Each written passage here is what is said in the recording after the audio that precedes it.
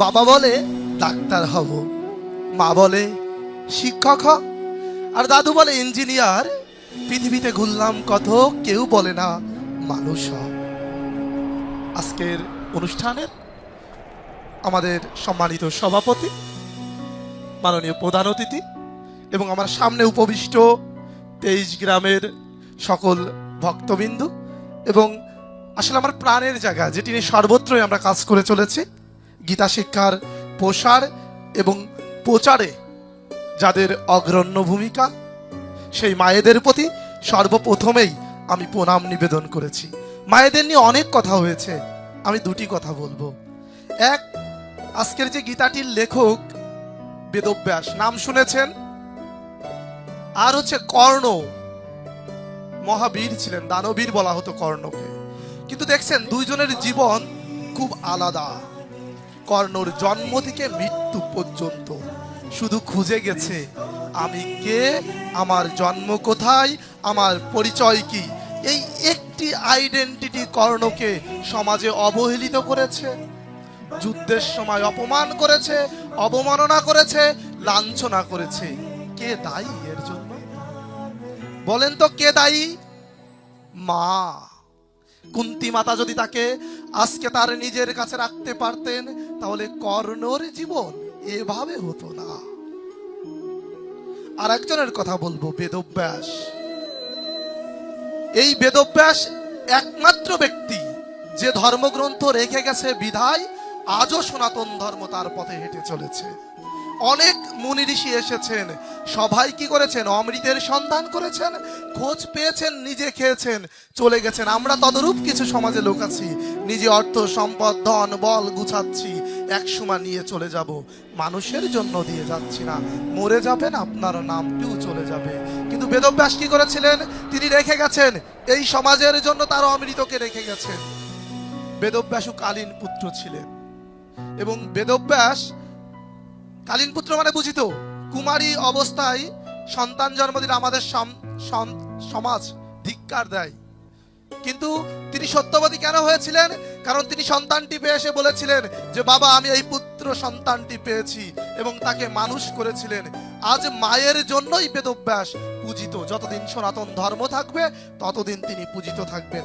আমি গত দিনে একটা কথা বলেছিলেন, বাবু বসা ছিলেন, আমি বলেছিলাম প্রতিমাতে নয়, প্রতিমাতে নয়, অর্থাৎ আমরা যে মাটির প্রতিমায় মূর্তি পূজা করি এই প্রতিমাতে নয়। গ্রন্থ কি বলছে জানেন?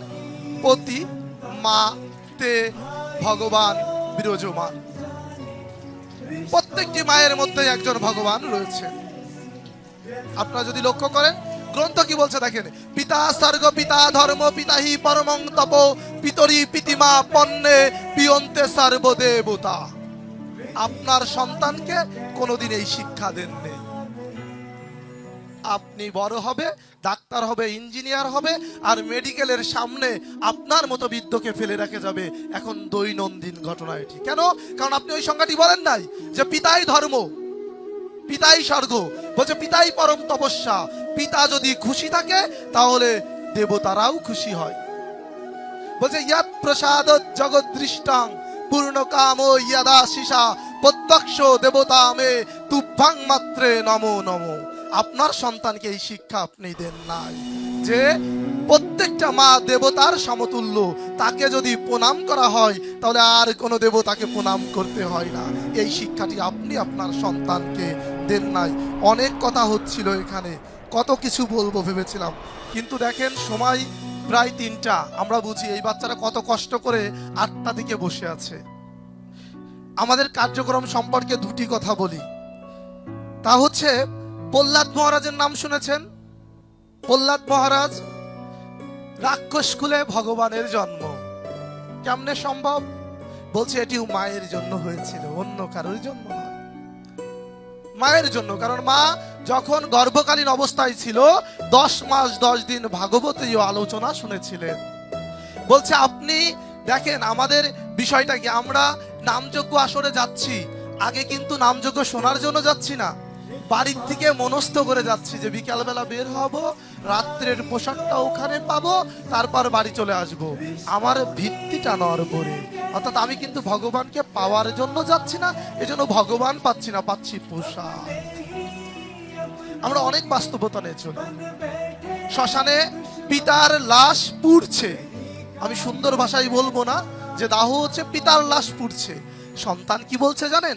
বলছে আর কতক্ষণ লাগবে গো, আর কতক্ষণ লাগবে, বাড়ি যাওয়ার সময় হলো না। শ্রাদ্ধ বাসর হচ্ছে, গীতাই বলছে, সম্ভবত 64 নং শ্লোকে আপনারা পাবেন মাহাত্ম্যে গিয়ে, যে যদি কোনো সন্তান শ্রাদ্ধ বাসরে তার পিতা মাতার জন্য গীতা পড়ে তার পিতা মাতার জন্য আশীর্বাদ চায়, পুত নামক একটি নরক আছে, সেখান থেকে মুক্তি লাভ করে, এমনকি পরম ঈশ্বরের চরণ পেতে পারে। যে চলে গেছে সে তো গেছে, কিন্তু যে আজকে উঠে আসছে আমরা তাকে সঠিক শিক্ষা দিব, তার থেকে শিক্ষা পেয়ে আমার পরের প্রজন্ম যেন শিক্ষিত হতে পারে। সমাজ বড়, আপনারা যারা মুরব্বী বসে আছেন, কোন ছেলে দেখবেন এই পাড়ার থেকে বের হবেন, কেউ নমস্কারটাও দিবে না। এটি বাস্তবতা। দোষটি কার? দোষটি আমার, আপনার, সকলের। আমি আপনি আজকে কাউকে নমস্কার করতে শিখাইনি, এজন্য কেউ নমস্কার দেয় না। আমি যখন বাড়ির থেকে বের হয়ে আসি, আমার মাকে যখন প্রণাম করতে যাই, কয় বাবা তোমাকে তো অনেক ভালোবাসি, প্রণাম করা লাগবে না।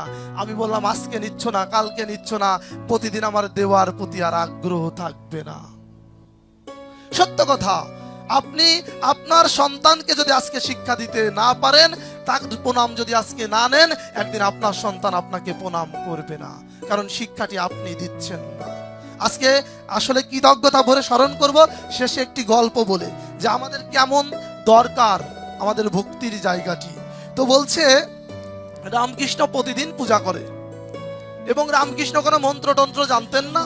রামকৃষ্ণ প্রতিদিন ভোগ সাজিয়ে নিয়ে মায়ের সামনে গিয়ে বলতেন, মা প্রসাদ এনেছি, মা প্রসাদ খাবি না? ছোট ছোট বাচ্চারা আছে না, এই কৌতূহল হয় না, মাটির মূর্তিতে পূজা দিই, যে আমরা বলে ঠাকুর মশাই পূজা দিচ্ছে, মাটির মূর্তি কি প্রসাদ খাই? এটি ছোট্ট বালক যে বলছে, বাবা বাবা তুমি যে প্রতিদিন বলো মা খা, মা খা, মা প্রসাদ খা, তোমার এই মাটির মূর্তির মা কি প্রসাদ খায়? বলে হারে বাবা, এই মাটির মূর্তিও প্রসাদ খায়, কিন্তু তার জন্য হৃদয়ে আকুলতার ব্যাকুলতা থাকা চাই। ওই বাচ্চা ওকে আকুলতা ব্যাকুলতা বোঝে বলেন তো? উপরে যারা বসে আছেন আমরাই বুঝি না আকুলতা ব্যাকুলতা কি জিনিস, ওরা বোঝে। তো ওই বাচ্চা বলছে যে আকুলতা ব্যাকুলতা তা আবার কি ঠাকুর? তা বলছে আয় আমার সাথে গঙ্গার ঘাটে আয়। ওরে গঙ্গার ঘাটে নিয়ে গেছে, নিয়ে জলের মধ্যে বলছে এবার নাম তো একটু, যেই নামছে গলাটা ধরে জলের মধ্যে ঠেসে ধরছে। বলেন তো কি হয়? মানুষ যখন মারা যায় সর্বশক্তি দিয়ে চেষ্টা করে আবার উপরের দিকে উঠে আসার জন্য। ওই বাচ্চা বারবার চেষ্টা করছে, ঠাকুর কিছুক্ষণ পরে ছেড়ে দিছে, দিয়ে বলছে আরে বাবা তোর কেমন লাগছিল? কয় ওগো ঠাকুর